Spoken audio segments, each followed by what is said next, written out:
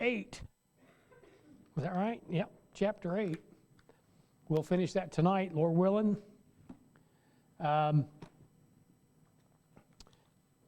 This has to do with the trumpets. And we read about just the fact that how everything was prepared. They were given the trumpets, and the scene that you find in heaven. And then in verse 7, we got the first angel sounds, and we got hail coming down. And this is hail that's got fire and fire mingled with it and blood. I don't know how that is, but if that's what it says, that's what it'll be. And I mean, some things I might, you got to be careful with the Bible. Some things I might explain away just because of what John's describing, might describe something now that could happen. We'll see that later on.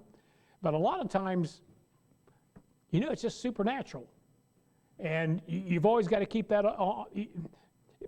I read a book one time, I think it might have been The Late Great Planet Earth by Hal Lindsey. I think that's the one that I read. But they were always trying to explain everything in the Bible by some scientific measure.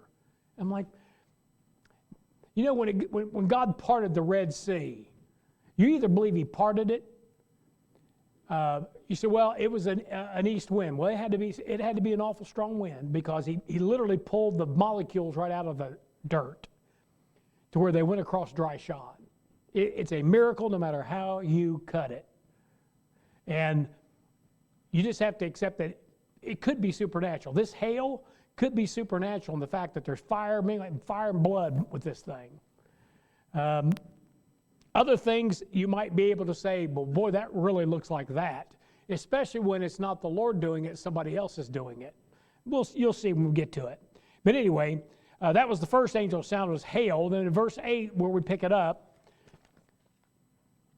the second angel sounded, as it were a great mountain burning with fire, and was cast into the sea. And a third part of the sea became blood, and a third part of the creatures which were in the sea and had life died, and the third part of the ships were destroyed. All right? So again, this is going to be an environmental disaster for the world, but I think we're going to have to limit this to a certain area, because he mentions the word sea. Okay? You probably heard that a lot lately. You know, from the river to the sea. The idiots that are saying it don't even know what it means, but it's from the Jordan and to the Mediterranean. They're pushing them right out into the sea is what they're talking about, from the river to the sea. Numbers 34:6, and I'll read that to you, sets their western boundary. Numbers 34:6 says, and as for the western boundary, or western border, ye shall even have the great sea for a border. This shall be your west border. So when they say from the river to the sea, they're talking about literally just taking all the Israelites and running them into the sea and drowning them. Nice bunch.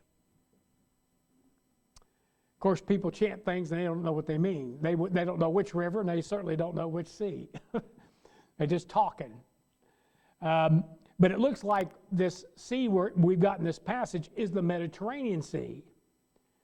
Look at Revelation 13:1.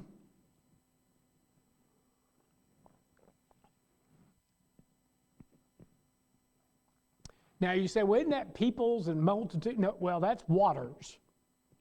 Sea is never has that definition in the Bible, being peoples and multitudes and nations and whatever. That's usually the waters when it talks about the waters. But look at it in Revelation 13:1. It says, I stood upon the sand of the sea and saw a beast rise up out of the sea, having 7 heads and 10 horns. And upon his head 10 crowns, and upon his heads the name of blasphemy. All right? Well, he's telling you where the Antichrist is going to arise from. Where he's going to rise to power from. Okay? Not that necessarily just literally coming out of the sea, but he arises from the Mediterranean area. Well, guess what happens to jut right out into the middle of the Mediterranean with its toe dipped in it? Italy. You got the boot right there. And what's in Italy? Rome. So he arises to power out of the Mediterranean Sea. So I think that's what it's referred to there when he talks about that this burning fire was cast into the sea, and the third part of the sea became blood. And then he talks about a third part of the creatures. We're going to get to each one of those. The first thing is when he talks about a great mountain burning with fire, there's a possibility, I don't know, this could be supernatural, but it could be John is probably describing a nuclear detonation that takes on the appearance like a mountain burning with fire. Because that's how it would appear to him. And the reason I say that is that we're going to cover some other scripture as we go through the book of Revelation where it's not the Lord destroying the devil's kingdom and where it's at. It's not the Lord doing it. Now the Lord is definitely orchestrating it, but the Lord is not the one doing it. It's somebody else. And how are they doing it? Well, when you read the other description, if it's not nuclear detonations, then, they must be nuclear bombs from heaven because it's describing a nuclear detonation perfectly. And we'll get to that too, a little bit of that. The scriptures speak of a destroying mountain. You have a kingdom where you have the, I'll get it out here in a minute. You've got the harlot of Revelation 17 riding a scarlet-colored beast. That is them two joined together that make up this dark mountain, this kingdom. And he says about it, we're going to read it here, that it's destroying the earth. So what does God do? He burns that mountain. He burns it. So we'll get to some verses here in a minute. Revelation 17:9, it says, and here is the mind which hath wisdom. The 7 heads are 7 mountains in which the woman sitteth. So the very kingdom sits upon some kind of mountain or 7 of them. I don't know if it fits on all 7 or the 7 mountains around it. I've never have figured that out about around Rome, Italy. But it even sits on a mountain. And she sits in the midst of the Mediterranean Sea. And God says he's going to burn her. In Revelation 18, verse 8 to 10, Revelation 18, verse 8 to 10, it says, therefore shall her plagues come in one day, death and mourning and famine, and she shall be utterly burned with fire. For strong is the Lord God that judgeth her. And the kings of the earth who have committed fornication and lived deliciously with her shall bewail her and lament for her when they shall see the smoke of her burning. Like a mushroom cloud. Standing afar off for the fear of her torment. Why would you have to stand afar off? You say, well, to keep from getting burned. Yeah, maybe like a radioactive burn. Standing afar off for the fear of her torment, saying, alas, alas, that great city Babylon, that mighty city, for in 1 hour is thy judgment come. Now turn to Jeremiah chapter 51. And Jeremiah puts it this way.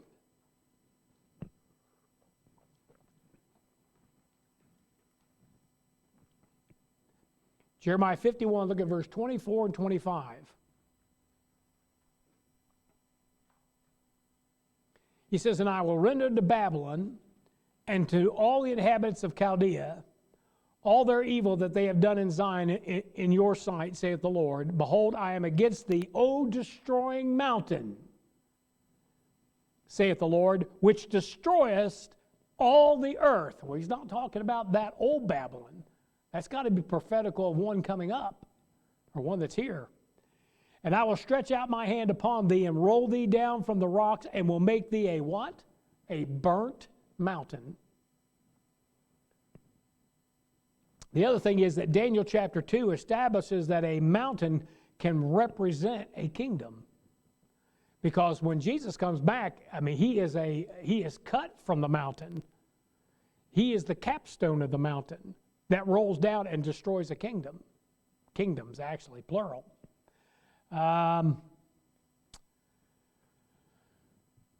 So a great mountain burning with fire is in reference to the Antichrist and his kingdom. Then he says a third part of the sea became blood.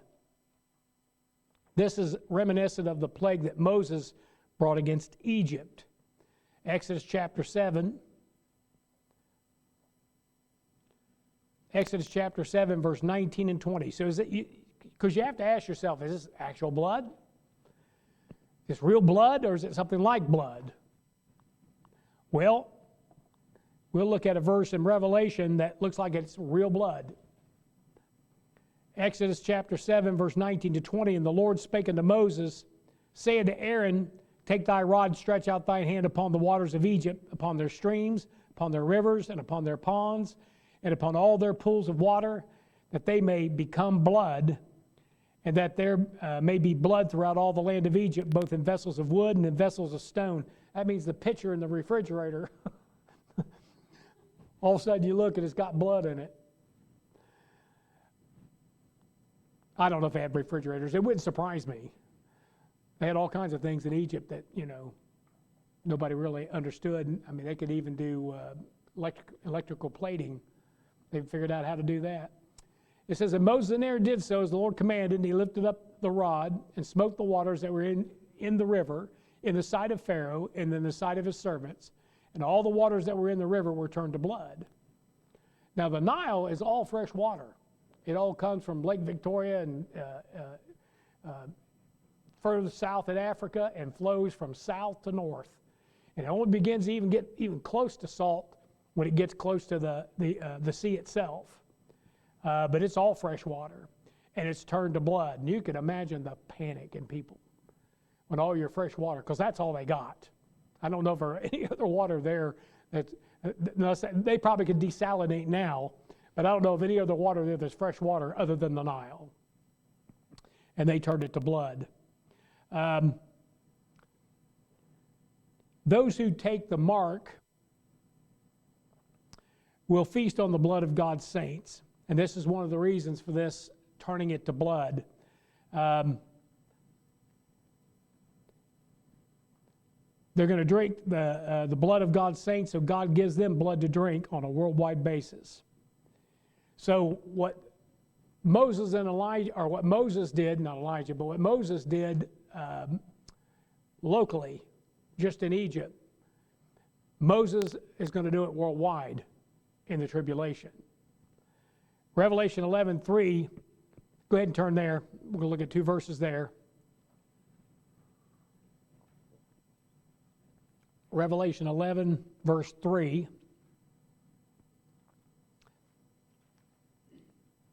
And then we're going to look at verse 6. He says, and I will give power unto my two witnesses. And we're going to see that that's definitely Moses and Elijah. And they shall prophesy 1,260 days. That's 42 months. Clothed in sackcloth. These have power to shut heaven. That's what Elijah could do. That it rain not in the days of their prophecy, and have power over waters to turn them to blood. That's what Moses did. We just read that. And to smite the earth with all plagues as often as they will. Then now look at Revelation 16. Turn a few chapters over. Revelation 16. And look at verse 6. Now, I don't know if all these, I guess they all tie in. Remember I told you, when you're reading it in one passage, you'll find something that's close to it. In another passage, there may be something added to it. But it almost seems like it's the same event. It's just given you, it's just like in the Gospels. You're just given different accounts of it. In Revelation 16:6, it says, for they have shed the blood of saints and prophets, and thou hast given them blood to drink, for they are worthy. Sounds like it's blood.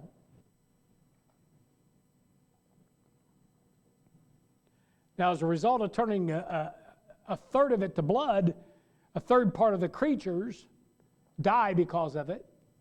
And it talks about the ships being destroyed, doesn't it? Yeah, a third part of the ships were destroyed. I don't know. Say, could that have to do with that nuclear blast? Well, exactly. You know, we'll look at it, and we're not going to look at that passage, I don't think. Yeah, we are. Revelation 18. Here, this explains the ships and why they're standing afar off. Revelation 18, verse 17 and 18. For in 1 hour so great riches is come to naught, and every shipmaster and all the company in ships and sailors, and as many as trade by sea, and stood afar off, and cried when they saw the smoke of her burning, saying, what city is like unto this great city? And they're talking about Rome, and they're talking about Italy. And they're standing at a distance because that's what you would do if there's been a nuclear blast, or several of them. You would stand afar off. Why? Because her torment will be on you if you're not careful. And the turning of this thing to blood, I don't know if that's just a simultaneous thing they're going to do or at the same time, or somehow, I don't know. I don't think there's a nuclear bomb that I know of that turns things to blood. Although you've got a third of the creatures that are dying in the sea.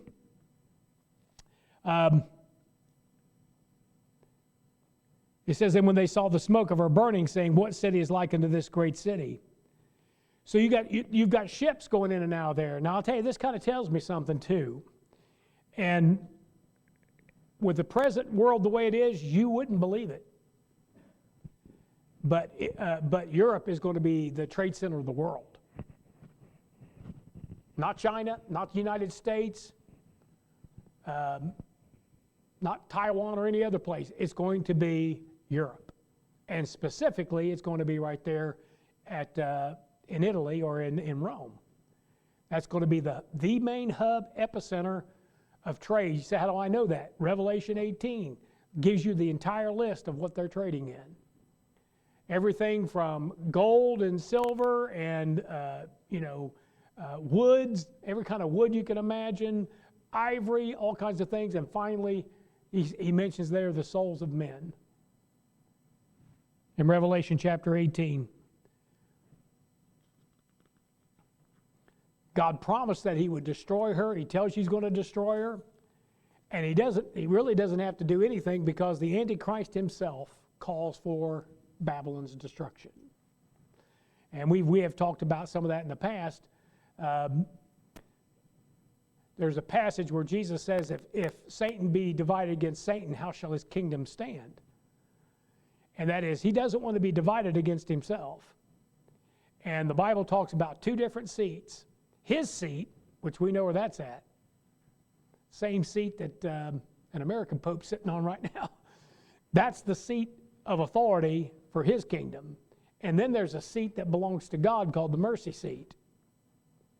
And when he uses this seat to get advantage to get on this seat, but once he's over here, that seat of authority's got to go. Or he's divided against himself. I mean, don't think the devil's going to be actually feeling bad about, the poor suckers that followed him and believed on him. He doesn't care. He wants what he wants. And he's willing to annihilate anyone and everyone. That's just like, you ever notice in revolutions, they always show these guys, that are revolutionaries, and they get out there and fight, and the minute they get an established government, what does that government do? It hunts those revolutionaries down and kills them. Every time.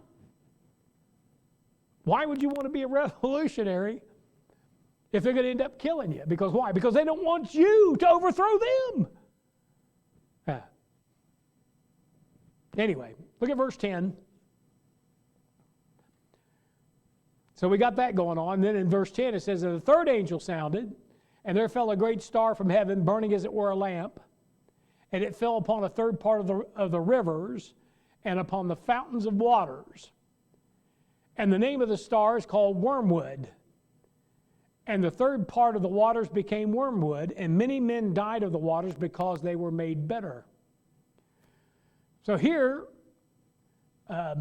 God's responsible, or at least allowing them to, a third of the water to become poisoned.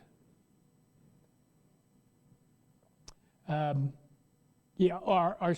third part of the waters, whether it be rivers or fountains. This is all the drinking water. and a third part of it has been tainted with this wormwood. Now, you have a picture of this in history, and that is the Chernobyl nuclear plant. The word Chernobyl means black wormwood.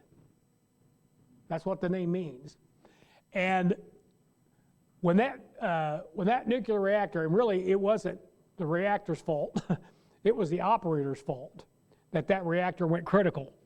But when that reactor went, it literally blew the lid off that thing. And I mean, it was like I don't know how thick that thing was, but it was a lead lid, and it literally blew that lid off and blew all that radioactive material into the atmosphere. They ended up making 1,000 square mile exclusion zone. 1,000 square miles.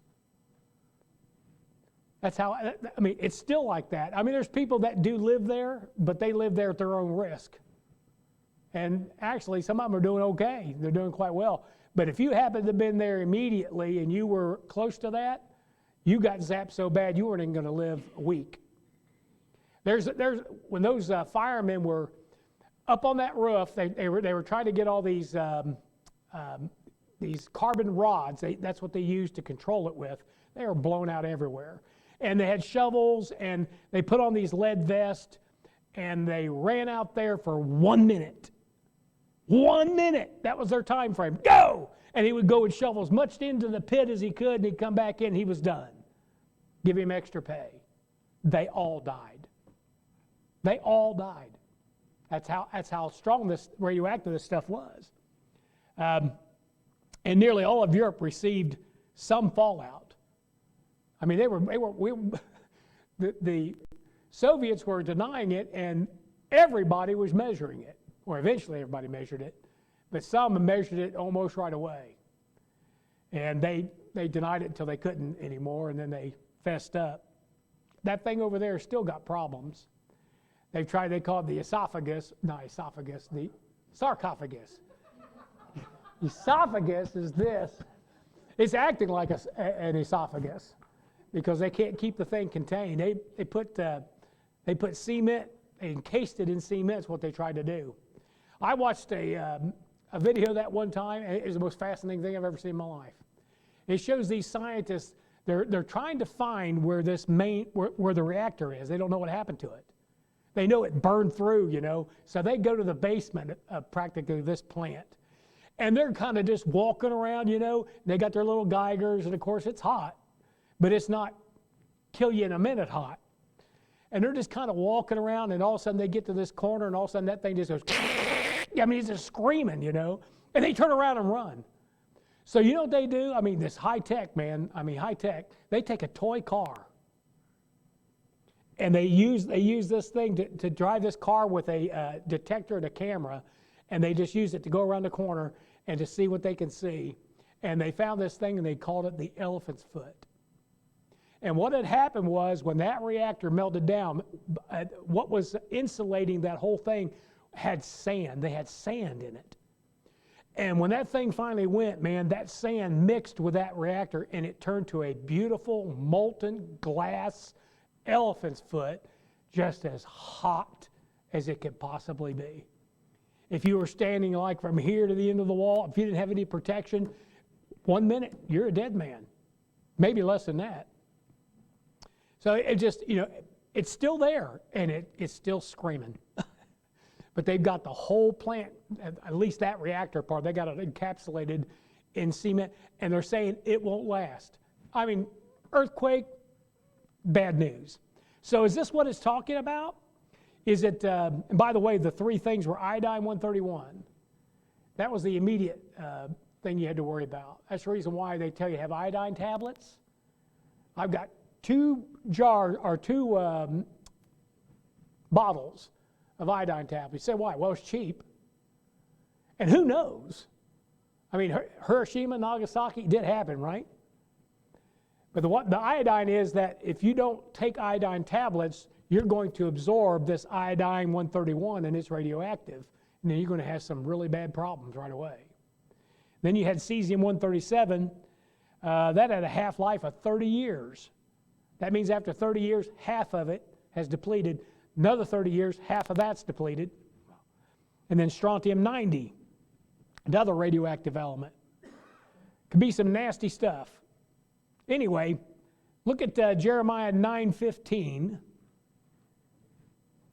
Now, I don't know that this is radioactive. All I know is that he talks about something like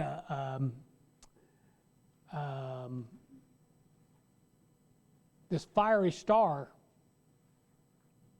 hits the water. Jeremiah 9:15, therefore thus saith the Lord of hosts, the God of Israel, behold, I will feed them, even this people, with wormwood, and give them water of gall to drink. Well, gall is another name. Gall is another name for bile. Very bitter fluid. And he talks about there, because they were made bitter, the waters were made bitter. Whatever it is, it poisons the water. Anybody drink it, it's going to get poisoned. Now, that being said, can you imagine all the fresh water around the globe? A third of it being poisoned. And then we have this little nugget. Look at Mark chapter 16, verse 17 and 18. I'm telling you, everything you're reading in the gospel accounts and in the early part of the book of Acts is a foreshadow of this very thing. He's given you pictures of it. Some amazing things. Everything that the charismatic movement jumped on and tried to incorporate into the church age is not in the church age at all. The tongues and we're going to see here taking up deadly serpents and drinking any deadly thing, and that wasn't for now. That's for in the future, of which they were told was a possibility if they accepted their Messiah they were going to have very shortly. Jesus Christ was preparing them. So he says there in Mark 16, verse 17 and 18, and these signs shall follow them that believe. Not necessarily apostles here. In my name shall they cast out devils. Well, there'll be plenty of devils here, no doubt about that. And they shall speak with new tongues. Why? Because they're going to be witnessing to everybody on earth. We talked about those languages, about 8,000 of them. They shall take up serpents. And if they drink any deadly thing, like wormwood, it shall not hurt them. They shall lay hands on the sick, and they shall recover. Man, you talk about some true signs and wonders. Do you know why he says that in Mark 16? He says to confirm the word. That's how they're going to confirm the word around the globe. When there may not be a Bible nearby, but you've got this guy that can not only speak your language, but he can drink the wormwood and not die. And look at this. First look at Revelation 6:8.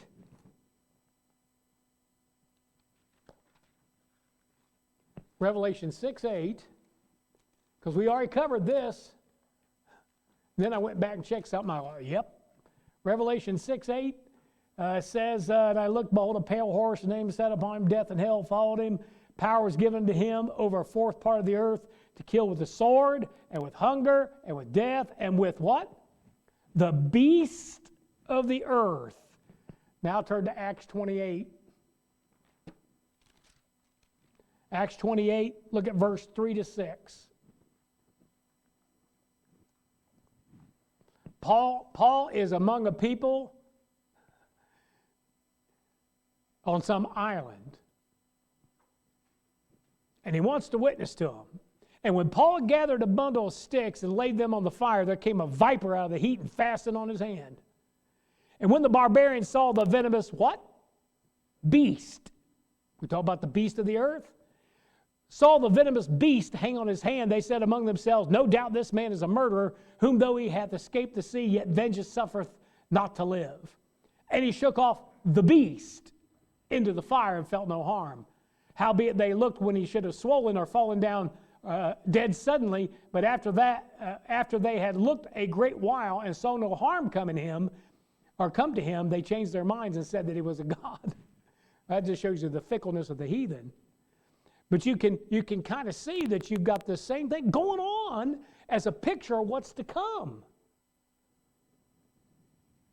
when these 144,000 are going to have certain signs and wonders to combat all of these judgments that are coming down.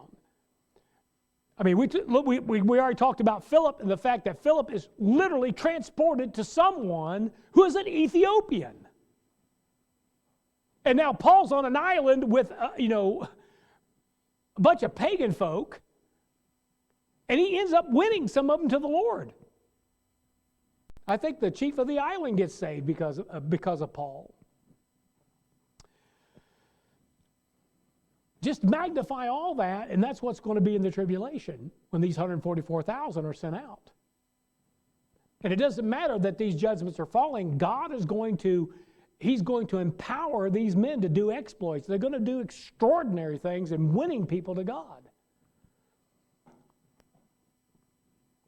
Because you kind of wonder yourself, well, how in the world are they going to survive? Well, if you can't poison them, and beasts can't overtake them, and God's providing a manna from heaven, sounds like they're going to be okay. So look at verse 12. And the fourth angel sounded, and a third part of the sun was smitten, and a third part of the moon, and a third part of the stars, so as a third part of them was darkened. And the day shone not for a third part of it, and the night likewise. So I'm assuming here that you're just cutting the light by a third, which would be quite a bit, actually. Now, you're not only cutting the light during the day by a third, but you're cutting the light by a third at night. Now, the fourth trumpet here that we're dealing with matches the sixth seal. And the sixth seal is toward the end. But there's still plenty to go here. It just means that as this thing, it's almost like, we talk about a woman that's giving birth to a baby. Her pains keep coming longer, faster as time moves on, and more intense. And that's what this is in the tribulation. Till Israel is delivered, it just gets more intense and faster.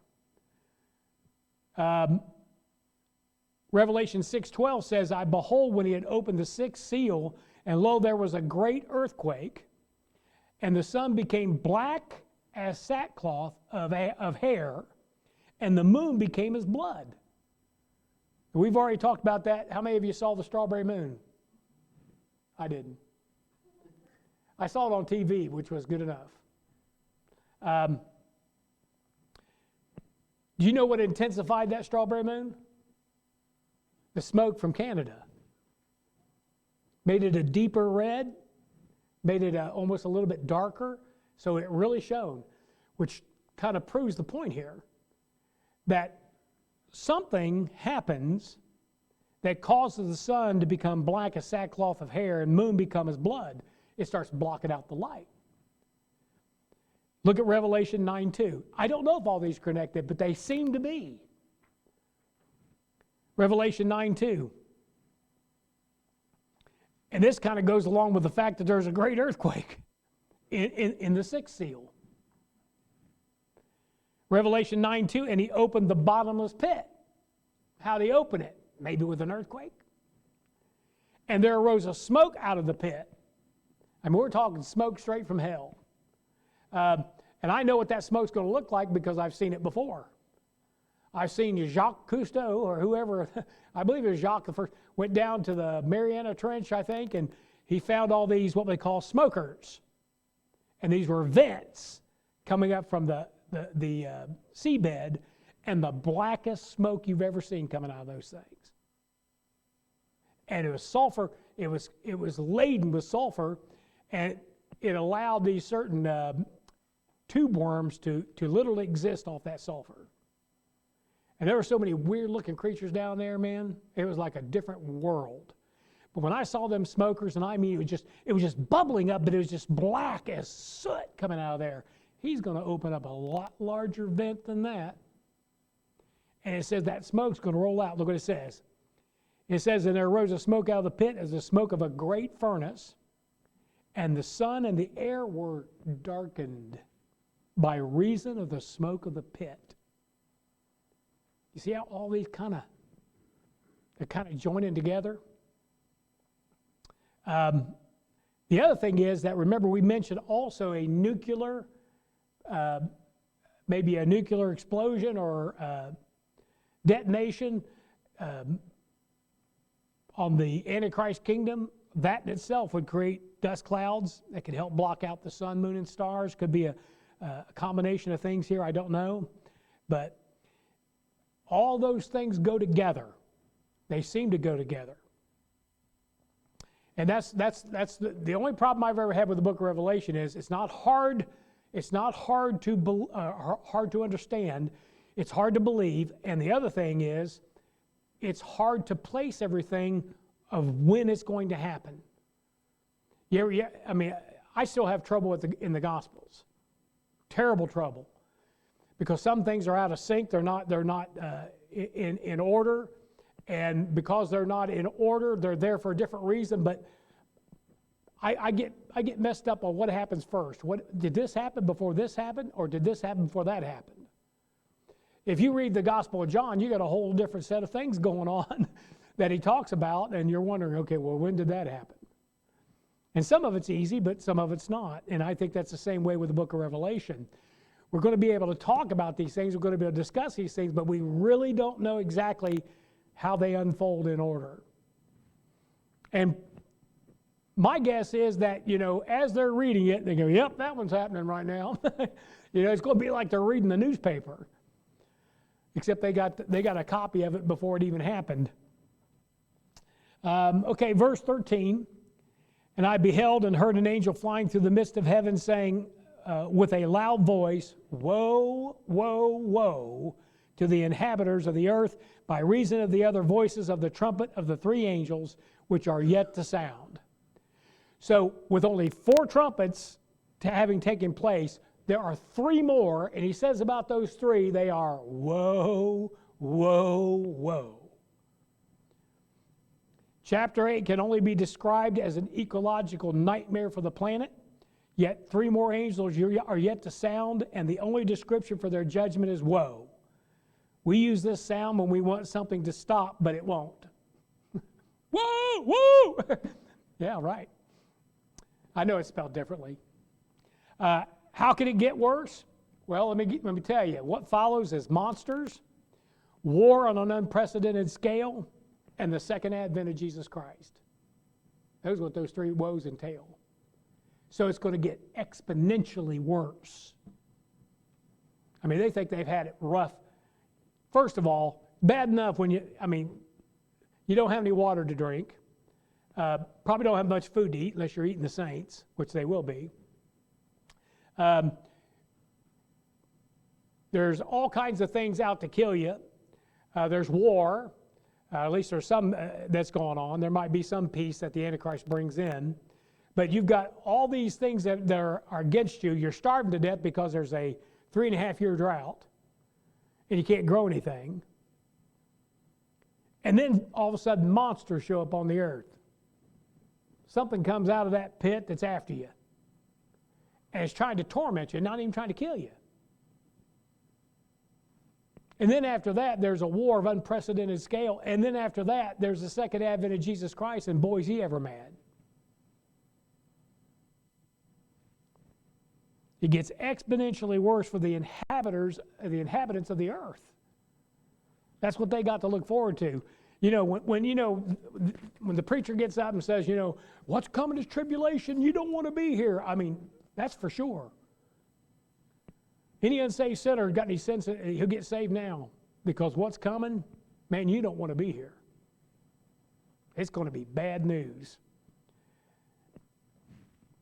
All right, we'll stop there, and I think that covers chapter 8. Pick it up chapter 9 and the monsters. Anybody got a question, comment?